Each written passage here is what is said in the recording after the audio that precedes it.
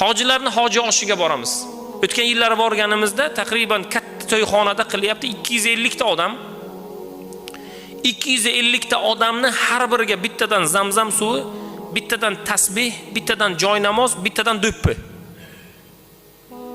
U do'ppini kiymaysiz-ku.